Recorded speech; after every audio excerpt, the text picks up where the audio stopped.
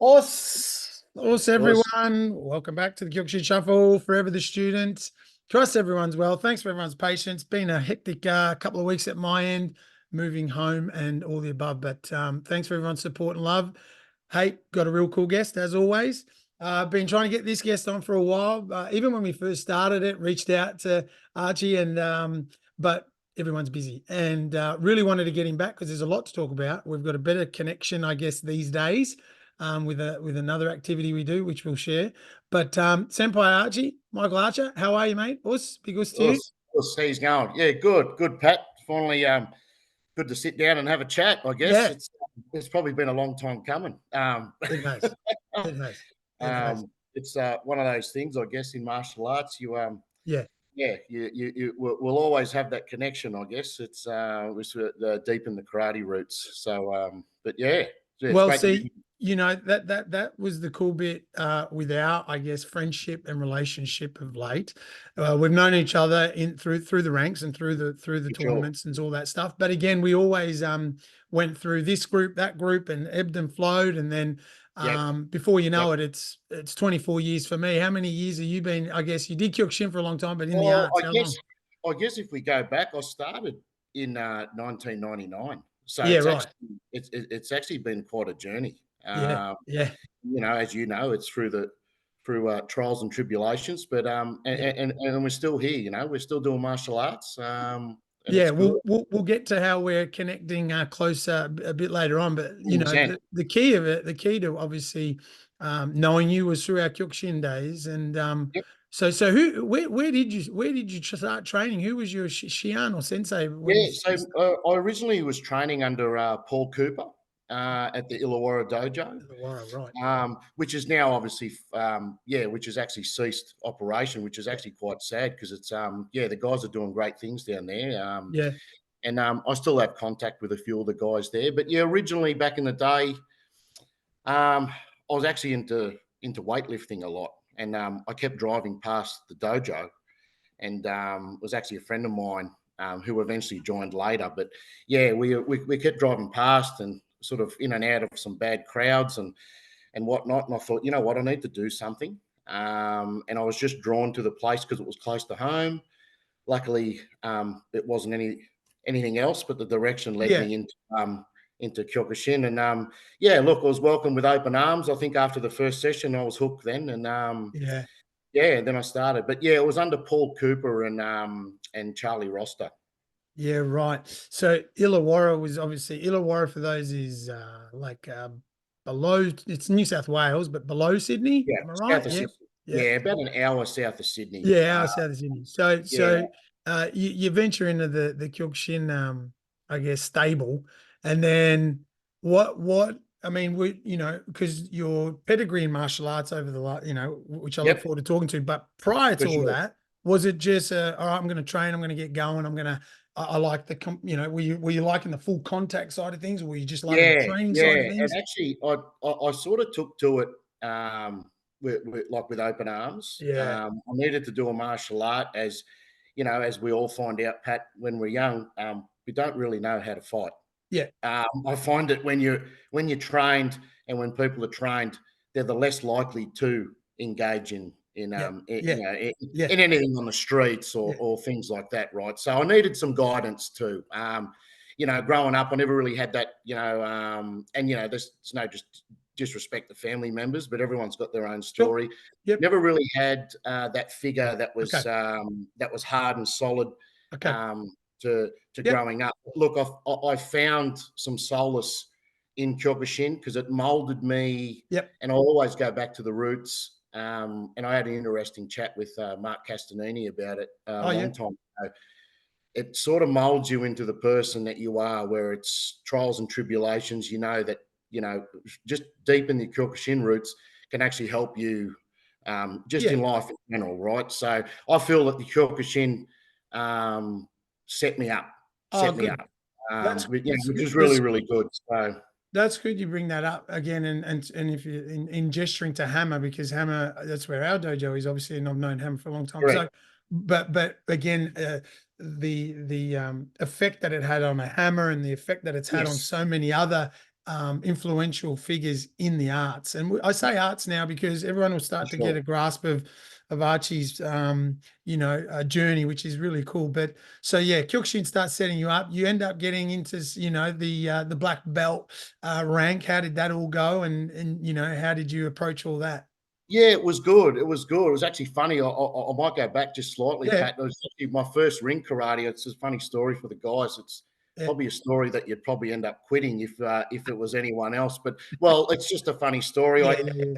I took to it straight away, and I think within the 6 months of Yeah. training, still a white belt, and I thought, the guys are, you're training well. You're a big guy. Let's do a ring karate. So they took us to a ring karate event, joined up. And we were late to the venue, so you wouldn't believe it. So, and I was with Paul, my sensei at the time, and I could see him on the phone, and things were it was just nerve wracking in itself, right? Yeah. Like I'm having my first full contact event. It was a ring karate at a club in Sydney. Yeah, right. And I was against a big yellow belt. Haven't seen him. All they told me was he's a yellow belt. He's only been training a little bit. Just the old sensei pep talk, right? Yeah. Like you'll be fine, just the old school way. But you look, we end up running late. So the story goes, I went into the venue. Literally, they changed me. Someone had some Thai liniment. They rubbed Thai liniment all over me, so I was on fire. Literally jumped in the ring. Good one. Took a head kick to the neck. I was out on my feet, never knocked down, and then the ref just called it. So my experience of first full contact fighting, that was it. Mate, that was it. So they actually thought that the day later when they contacted me, because I had a headache for 2 days. Oh my goodness. They before all the CTE talks came in, Pat, like you, yeah, we push through those things, I guess, just a Kyokushin type way. But look at it's one of those things that they actually thought I was going to quit, but I kept going after that, which is good. You know what? I can't match that, but I'm close to it. I had my first. It was in the World Ring Karate Australia under Shian George Colivus. Right. And I'm a white belt, and I said to Shian Billy, let's have a go. I was just competitive. I wasn't ego. It was more competitive, and I'm going to train this thing for a long time. So he put me in the ring as well. And we, again, the Kyokushin way of who are we up against? There was no such thing for everyone listening in 2000s, 99. There's no footage. Do you have footage? You don't talk like that. You just get it done. And there's no real threat of weight division. It was, there's no concern of, is he 84 and I'm 79. Gives a shit. They go, and that's our masters, right? Our peers were like, get on with it. Don't worry about it. Yes. And so with that, I fought in the first round, and I was fudged, mate. I was fucked. You see, there's a picture that a friend of mine, and I invited a couple of old ex-NBL players. They're like, oh, you're fighting. Oh my God, come down. I'm like, well, whatever, come down. I don't know. See how we go. And simply put, there's a photo of me that one of the basketball players took. I'm leaning over the ropes because obviously the trainer, Chian's on the outside of the ropes. Yeah. And he looks at me, and I will never forget the end of the first round, and he goes, you all right? And I'm like, what the fuck is this? Yeah. Well, see, when the fight finished, I actually looked back, and I remember seeing Paul, and Paul was in the corner, and he said, hey, it's done. And I was just like, it was all a matter of getting to the venue, getting changed, hopping in, and it was just the ding of the bell, and that's all I remembered. So it was just like that split second of here's your first experience, mate. Kudos to you in all respect to, because I was fortunate. I got my first knockout in a semi-final in the Nationals, 10 years into my fighting. You're just fresh meat, and to cop it like that, and then to be resilient enough and have good people around you to continue that perseverance of let's go. We can get back on the horse, because many others, correct, would just. So what a start for you, hey? Yeah, it was, Pat. It was it was quite the it was quite the introduction. But look, after that, I was hooked. I just thought, like you said, it was a great dojo. It was renowned for being really strong, right? And some really strong fighters come out of that dojo, and I thought, this is a good opportunity to just go deeper into the martial arts. So it was really, really good. And you get your black you got your black belt because you're a knee done. Yep. But Yep. how did that come? How were you It feeling? was How did it good. come? Yeah, it was good. Yeah, it Yeah, was good. Look, the black belt journey took a fair while. Like as yourself, I think it was a good 6. I think it was a good 6 years, 7 years for six me. Yeah, years, 7 yeah. years, I think. And that was under Archie John Taylor. Was Obviously, we went to camps and things like that. And yeah, yeah, like rest in peace to him too. Like Archie, was I guess he was one of the pioneers, right? So yep, like we still got to pay homage, yep, regardless of what affiliation and yep. things like that to that great man. Indeed. But yeah, look, yeah, it was good, and those camps were always interesting, right? It was one of those things where you knew it was coming. Yet, Yeah, right? You knew that you knew you knew the heat was coming to you. So it was like being a brown belt, grading to showdown. That's probably one of the biggest experience that a Kyokushin practitioner could have. yeah. Yeah, getting in front and doing all your katas and all your things like that. And but the biggest one came when I actually did my knee down. When I did my knee down, I can't remember the dates, but I I remember I was that dehydrated, Pat. okay.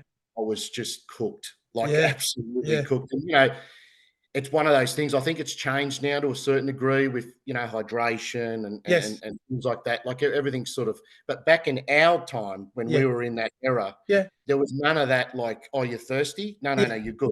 Like you get like yeah, getting a drink was almost punishment, right? yeah, Like you're getting a drink that's it's frowned. It was a frowned upon yeah, type thing. yeah. Not in a bad way or a No, no, negative. no. One of those things where it was like, oh, you're thirsty? Well, I don't think you're thirsty, right? Yeah, Like, yeah, yeah. You but said it perfectly. I Yeah, remember I was that pale, and I think I was in the middle of doing some katas, so it was towards the end, yeah. and I actually done the kata in reverse.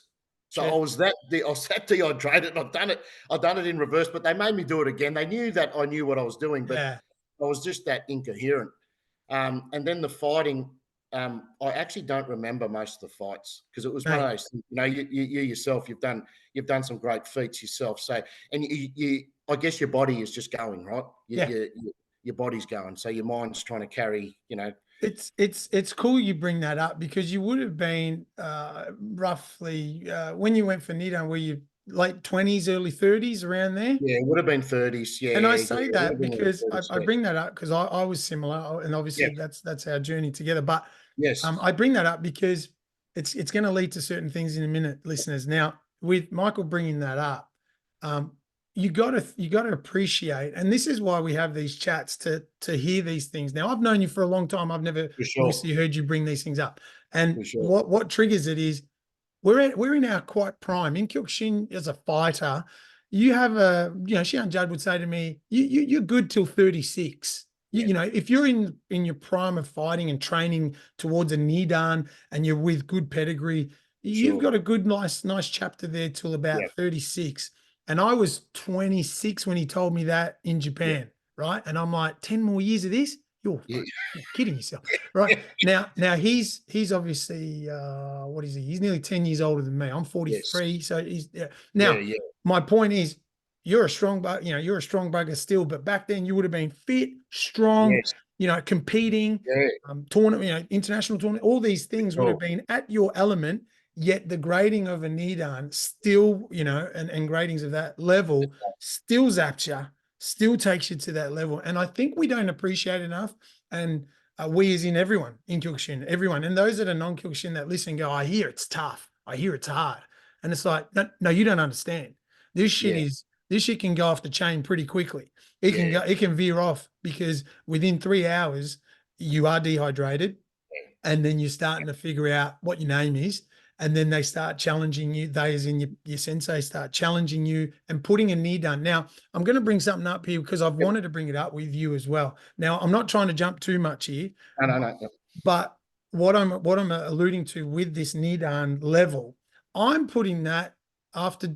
So we train jujitsu at the same club now, Yep. which is a DC JJ, Yep. which is amazing Yep. in Geelong, and we'll get to that. But the equivalent of a Nidan. So you're a blue belt training for a while Yep. in JIT. Do you feel that the equivalent of a Nidan, which is about 12 odd years in Yes. Kyokushin, Yes. is similar to the equivalent of a Shodan or a black belt in BJJ? Does Yeah. that timeline fit or make I, it? I think the timeline, look, it is very similar. It's very similar.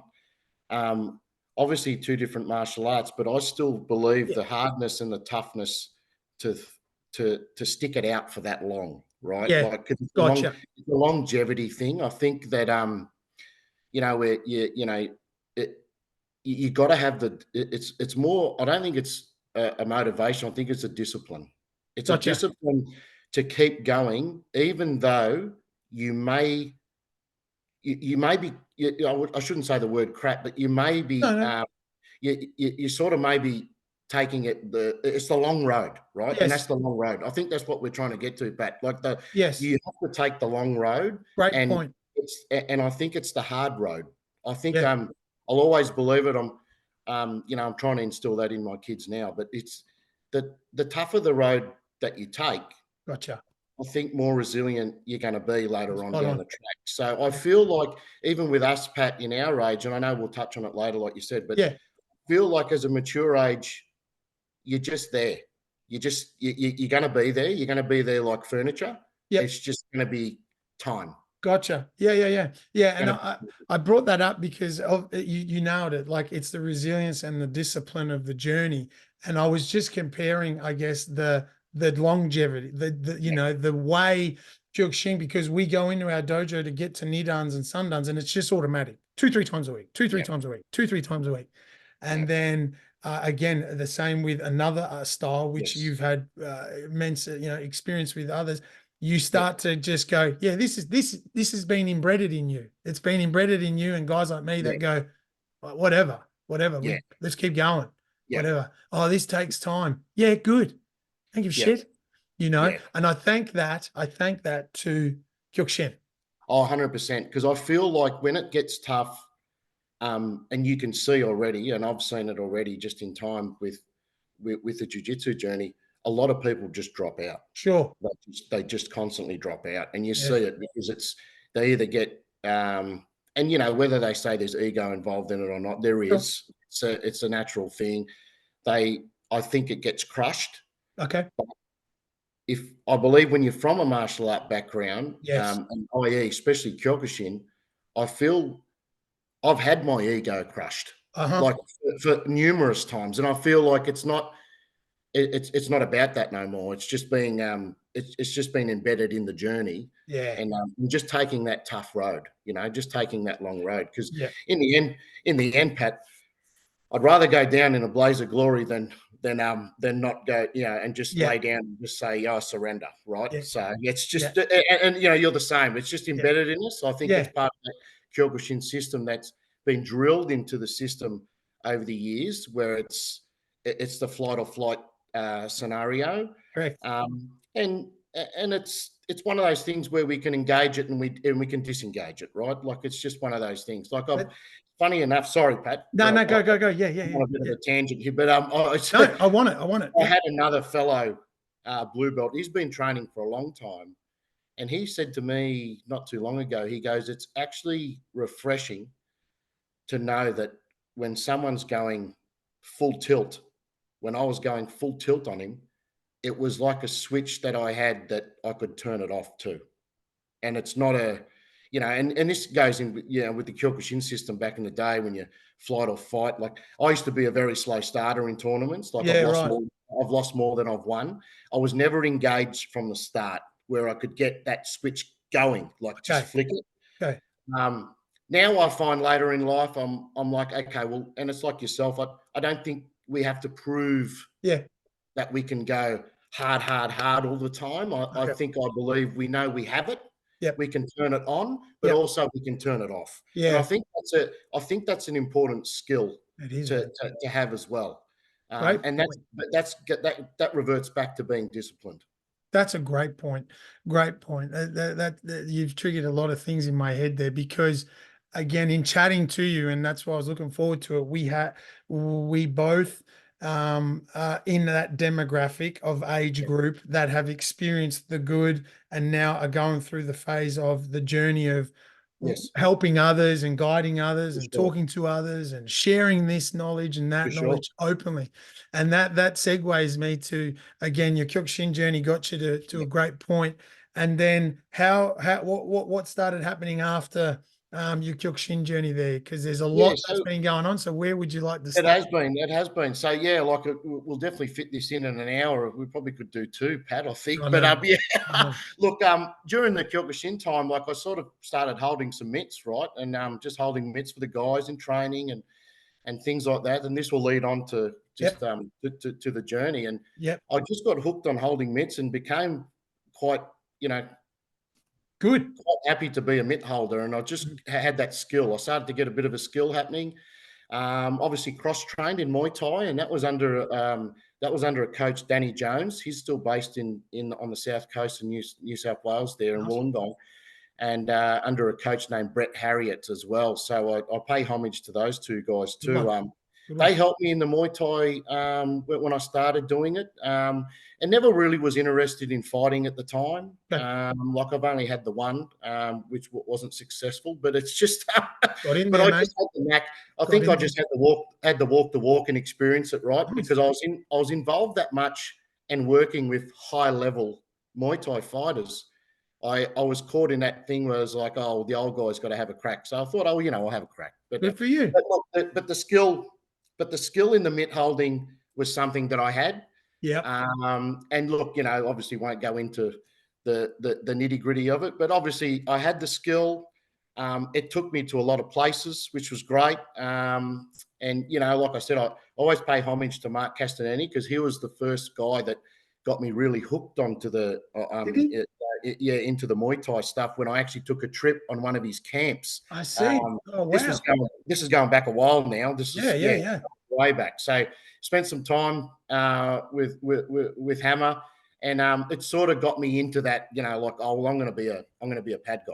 I want to be a pad guy. So it just blended into that. And then obviously took me places. Spent some time, Albuquerque, New Mexico, and then All right, let's venture a bit here. So yeah, it's again in gesturing your pad work, you obviously have paid homage to those that have backed you. Now, you though, need a bit of credit to understand the fact that to be again disciplined in something and good at something, you need to be across it. You need to be researching it. You're going to have to get your head around it. You need to put your time, energy, effort, sacrifice, commitment, and you name it, right? And when I was seeing it from afar, again, within socials or whatever, it was I like, appreciate whoa, shit! This is again, everyone kind of so I became the after fighting and so on, I became the dojo operator guy, running it. dojos, pedigree, coaching. For sure. Archie became, hey, I'm still coaching, assisting, mentoring, Yep. but I'm also, this mitt guy angle. But Yeah. it was such a connection you obviously Yep. started to pursue Yes. because you didn't just you're gesturing it humbly there. You got to travel, but Yep. let's now get to the gritty of it. When you say you've traveled, how did you connect, or what was your it's not like there's a passion behind why you're going to sacrifice and commit time and effort. How Yep. did that come about when you went to New Mexico and trained with Jackson Winklejohn team, which So then when you did it was possibly, if not the best UFC MMA gym on the planet? yes, yeah, it Go. was. It was. Yeah. When I went, it was crazy how it happened. It was, but I also bring it back to how organic it happened. Okay. And obviously I'm not like I don't like the speaking out and being in the limelight and things No. like that. It was a bit of footage that was seen, and I followed Brandon Gibson, Yep. who's a high level coach there at Jackson's, and he's obviously one of the main pad guys for John Jones. So Yep. for people listening to it, if that just rings a bell, he's one of the best in the world. So. And I started chatting with him, and we just started chatting just Nice. as just Yep. random, Yep. like your pad style and like what you do and Nice. things like that.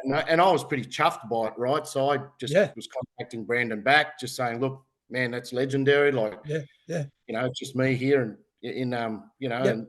in Melbourne, and I'm just really a nobody at the time, right? So, Yep. but I just think And this is coming from high-level coaches, and they might see that I just had something. Yeah, And that could have been anything, right? But, yeah, the invite was expressed, and I just said, yeah, look, geez, I'd love to come, right? So just, yeah, and I end up sorting it out with the family, and I thought, you know what, I'll take the opportunity, and, you know, whether it leads me anywhere or not, I didn't have any high hopes. I just thought, you know sure. what, it'd just be an experience to be amongst those high-level fighters, amongst some UFC pedigree, and just to feel like, what are they going to be like on the pads, right? Yeah, Like I had that excitement of, oh, geez, I could have the opportunity of holding some mitts for some really high-level guys, right? And you know, it was quite funny when I got there. Funny story, Albuquerque's pretty renowned as in for high crime. okay. It's really bad. I arrived there at 11 o'clock at night, and it was funny. It was really cold that time, in the time that I went. Yeah, Albuquerque's high high altitude. altitude. So I was hungry. So I thought I'll go for a walk down the road, and seen a burger joint. Went down there. Obviously, America gets you, Pat. You know the Yeah, feeling. You get. So we just went down, and I come back, and it yeah, was one of the few of the guys that stayed in the dormitories. They must have known I was coming because they seen me, and they go, "Oh, you're from Australia, right? The coach?" And I said, "Yeah." I said, "Yeah." And I met blah blah, and they said, yep, "You just didn't walk around like around the corner and grab something to eat," because I had food with me. They said, I said, "Yeah," and they said, "Man, you're crazy." They yeah, go, "Man, you don't walk around these streets at night. Like, this is really bad area." yeah, So where the gym's situated at night, the whole demographic changes. yeah. Could Like, really imagine. bad. It's a really bad area. And I just said, "Look, it's funny, us Aussies." I just said, "Man, we're from Australia, man. We just go anywhere. Like, we just go No, that's we just get, hilarious. we're not Yeah, we're a little bit oblivious like that when we go to certain I, places." I've I've done a similar thing in Baltimore. Oh, Baltimore. right. I Yeah, was working for Under Armour, got off right, the plane. My boss says, meet us at the ESPN bar, which is 300 meters from the hotel to whatever. right. And I'm like, sure. And I rock up and I had some chips in my hand because you get off the Yeah, flight.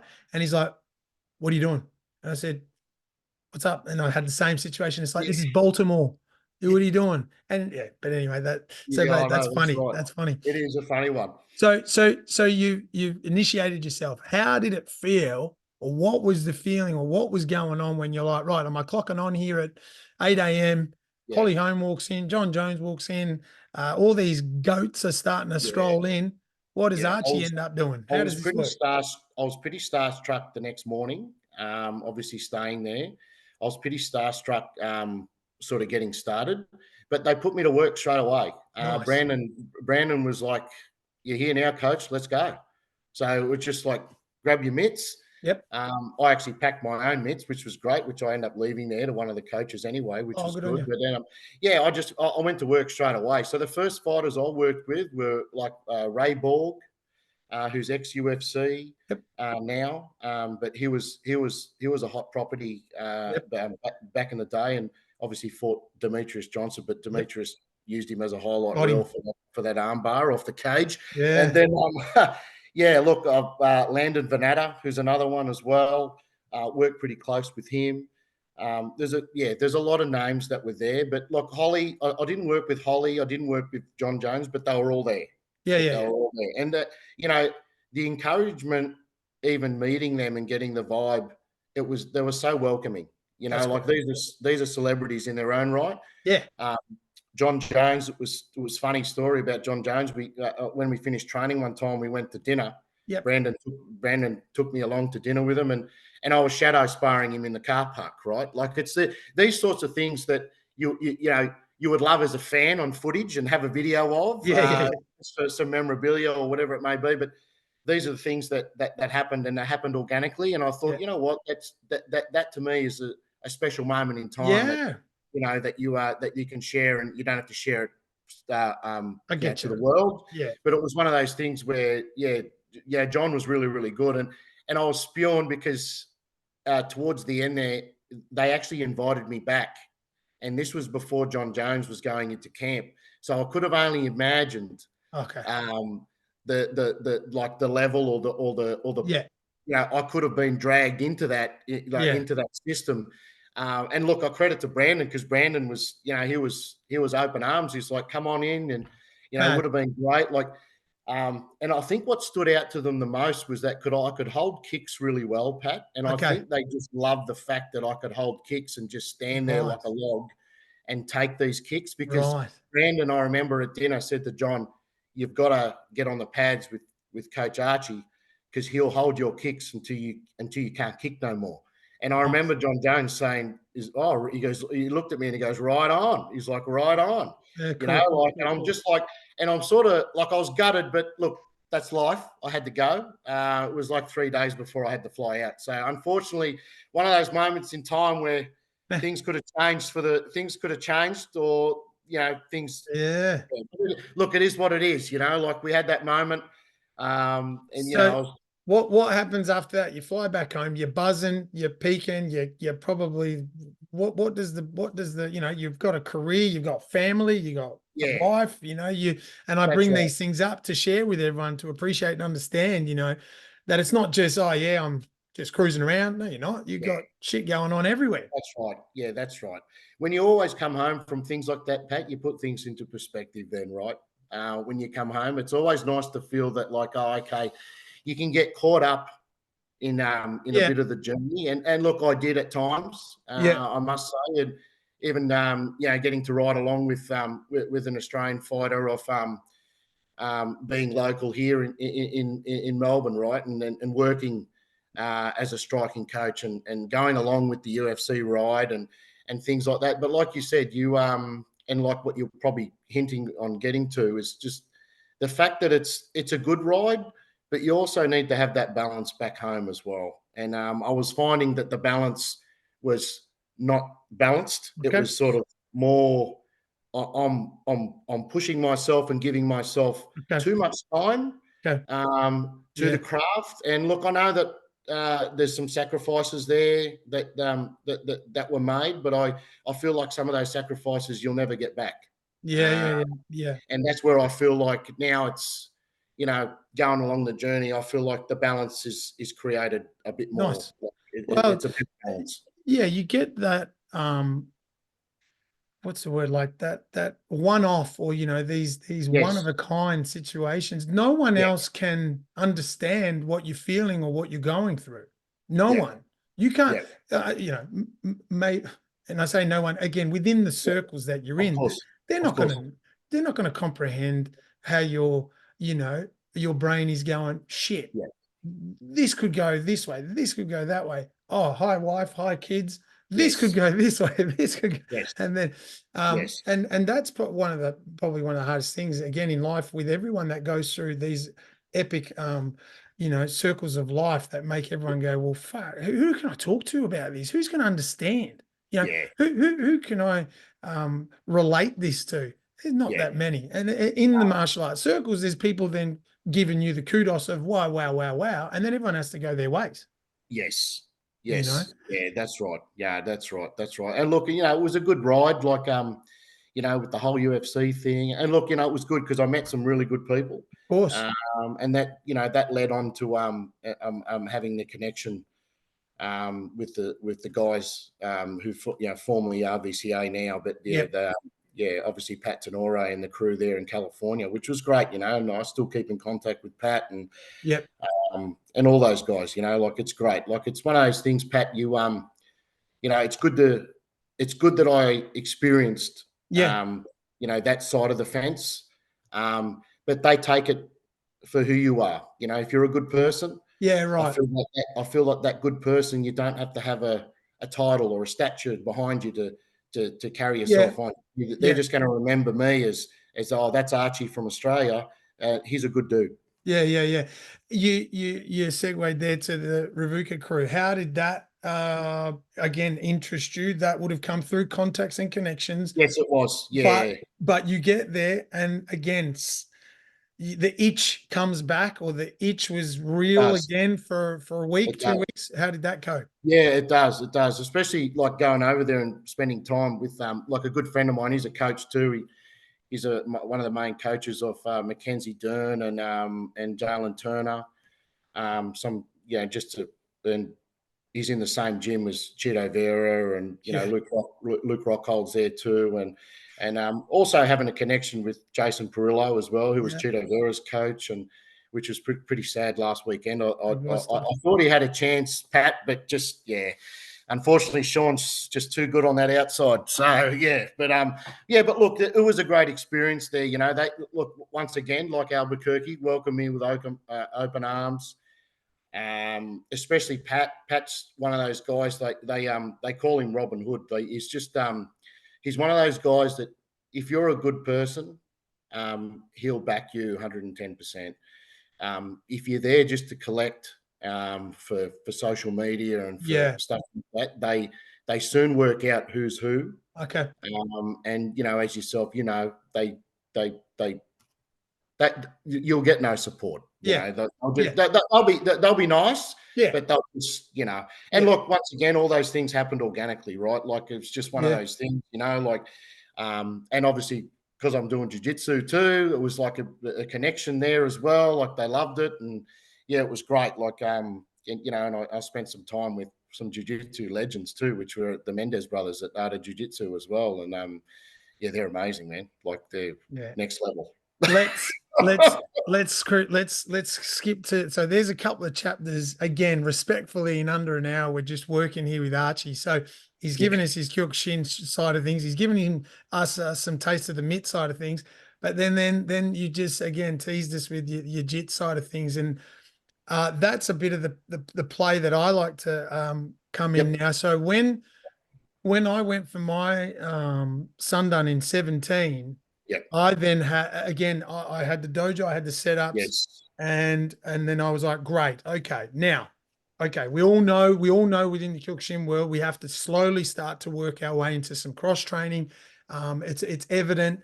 Oyama was doing, you know, judo, and I'm in the historical frame. 100%. Once you go to that play, then I'm like, okay, how am I going to fit in? You know, I knew deep down that jiu-jitsu was something that I loved when it got shown to me at hey, this guy knows something. And then you get him in the dojo and they show you something and you're like, wow, that's great.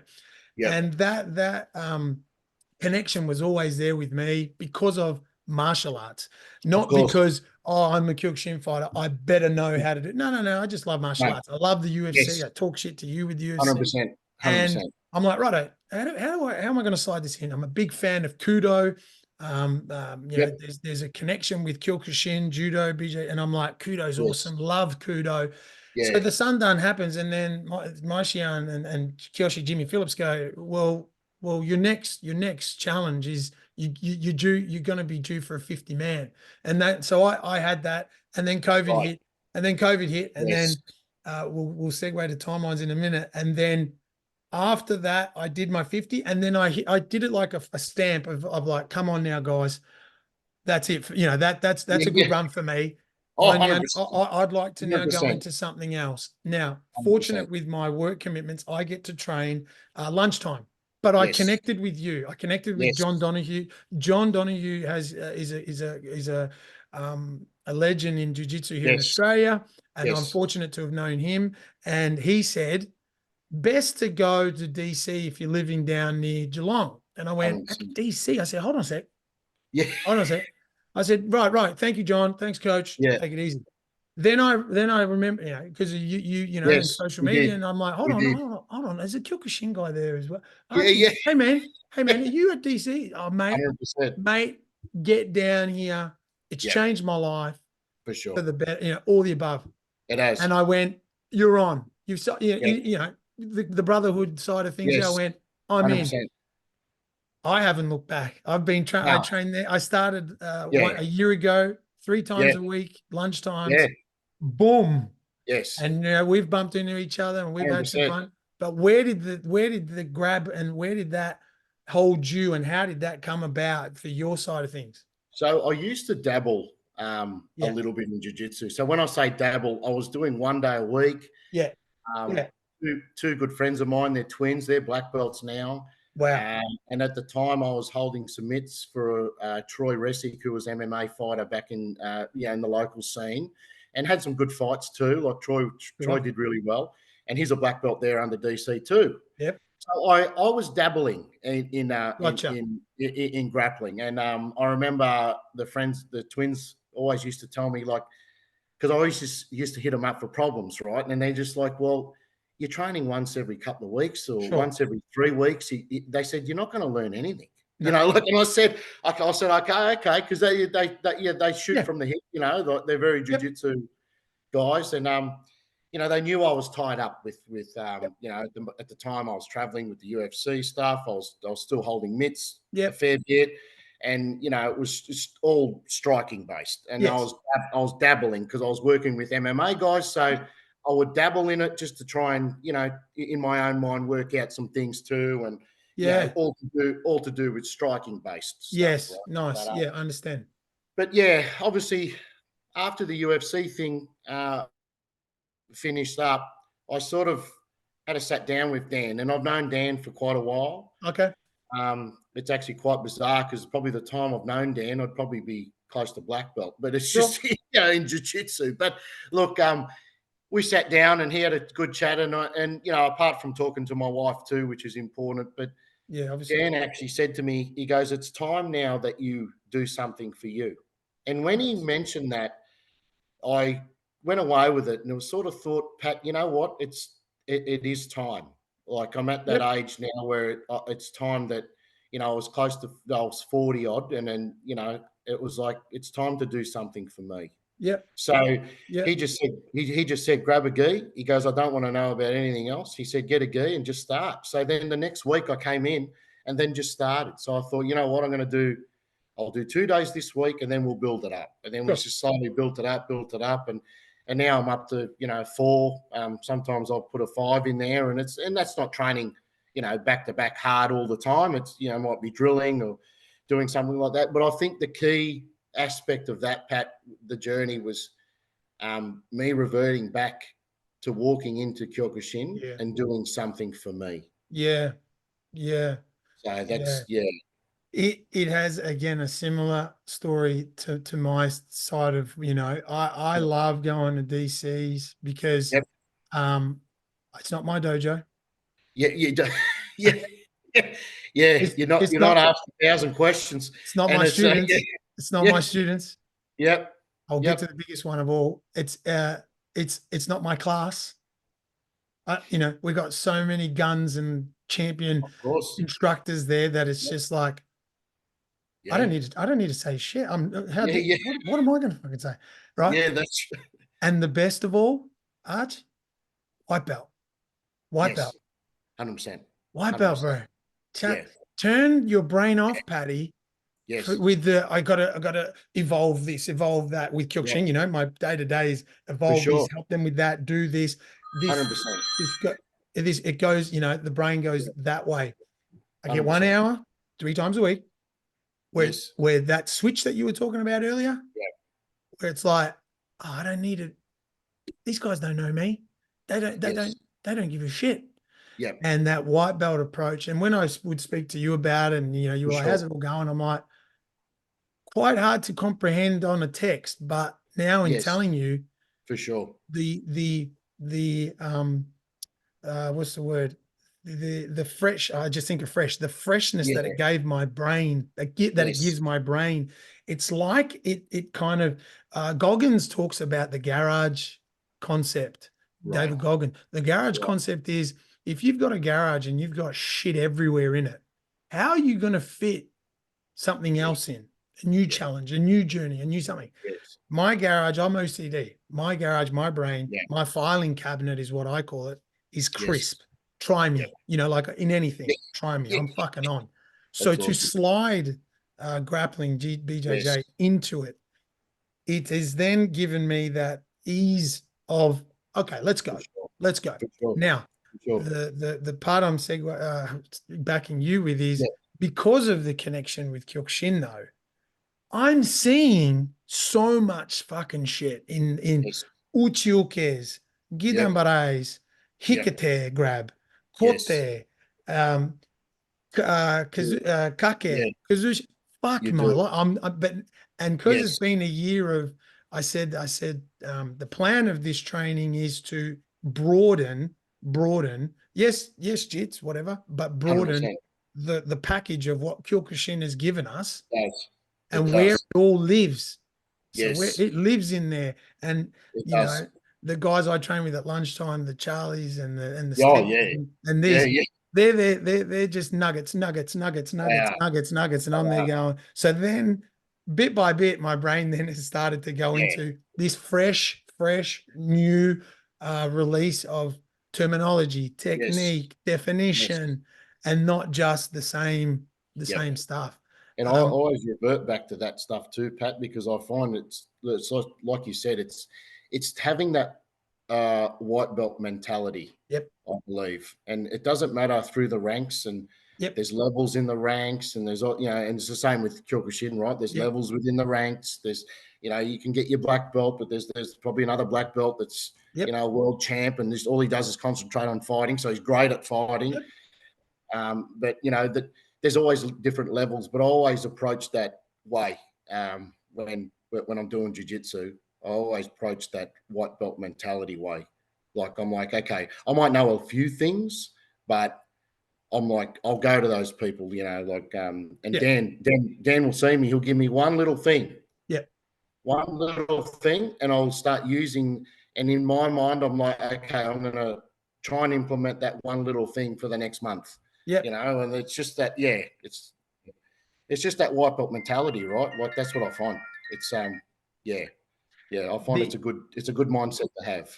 And the fun part in us connecting finally, because we've been trying to, is sharing this part of what I wanted when I wanted you on. It was to start Yeah, sharing how again, Kyokushin full contact stand up style of training that we yeah, have done, and those that listen, everyone needs to kind of grasp that the base of what Kyokushin has given guys like yourself and me yep, is why we can then explore things and understand them in a martial art way.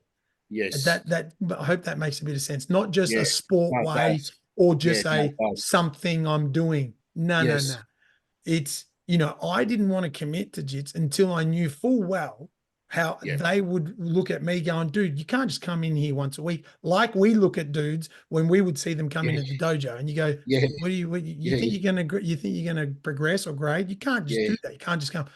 And I knew yeah, that I couldn't give that full kudos that it deserved yes, until I knew yeah, the time was right. And it has been, and I'm yeah, doing it as best I can for until I sure. can't.